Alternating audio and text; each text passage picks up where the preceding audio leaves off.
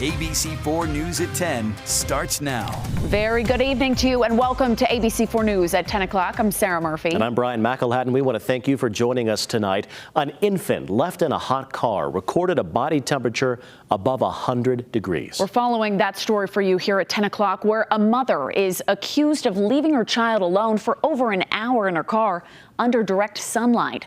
Police say 30-year-old Lynera Tioa cracked the car's windows open about an inch, but the temperature inside the car reached a reported 100 degrees. They say Tioa checked in on the baby twice, but never opened the car door when she did that. We're told that child recorded a fever of 101 at the hospital. Police arrested Tioa on charges of child abuse as well as reckless endangerment.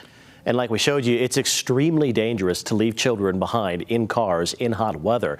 There have been more than 1,000 deaths since 1998, according to the National Highway Traffic Safety Administration. So with this in mind, our Jordan Tracy joins us live with more on some of these dangers and the law that protects you if you choose to step in and help. Jordan, tell us more. Well, Sarah and Brian, it is just a terrifying stat, but the NHTSA says that 2 children every week during the summer months die from being trapped in a hot car. Now, Utah has a law here, a Good Samaritan law, that protects you if you see a child that's potentially in danger and you act to save their life.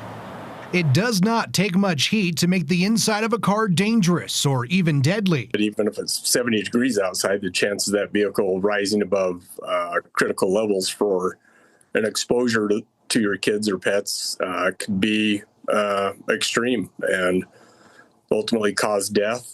52% of child deaths from a hot car come from people who forgot they are even there. 25% come from children finding a way to get into a car left unlocked and unattended. The third leading cause is from doing it on purpose. Leaving a small child locked inside, even for brief moments, to fend for themselves spells a lot of trouble. We're talking toddlers and infants. The chances of them being able to help themselves are pretty much zero. It'd be terrible as a parent thinking, I'm just going to take a second, run in the store, and maybe a second turns into 10 minutes. It's not worth it. Now, if a Good Samaritan sees a child in danger, Utah has a law that protects them from a lawsuit if they step in and help and break into the car.